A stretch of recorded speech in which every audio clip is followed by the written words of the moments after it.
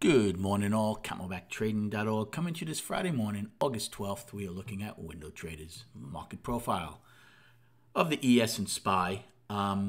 Pretty much today is going to come down to two things on all of these. Well, not so much Russell, because the Russell did not have a trend day yesterday. But in the S&P and especially in the Qs, for us, it's going to depend which side wins which distribution. If the buyers right now have been trading inside the upper distribution, we did a lot of business. Look at this, overnight in ES. Now I'm 3 wide here. I'm not sure if this is exactly 13 wide, but look how much business we did inside the single prints. So who's going to win the battle? If the buyers win the battle in the upper distribution, well, then there's a good chance we're going to go test the overnight high and the afternoon rally high. Do they have enough energy to get yesterday's high and continue this move up? That I'm not sure about. But first things first, they have to win the battle here.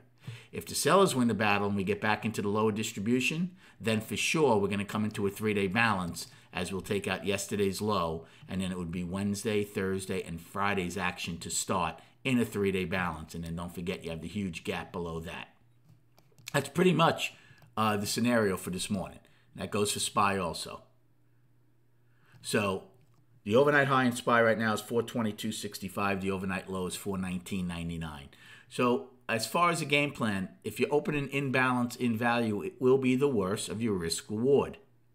But that doesn't mean you can't take a trade. If we open above the single prints, then if you do pull back, you could take a long against J's low. Any acceptance below J's low, I'm out, because then there's a chance they're going to go back into the lower distribution and test it. But if they hold that, then there's a good chance of migrating to those points we just said. If we open and drive straight up, I would absolutely take a short against the overnight high and H's high. That's a great risk-reward trade, even though it's in value. You have two things to lean on there. Do they front-run the overnight high, and do they hold the overnight high, and do they hold the afternoon rally high? So that's a good risk-reward short the first time. And if we do open and get into the lower distribution, the first time you could probably take a long against M's low.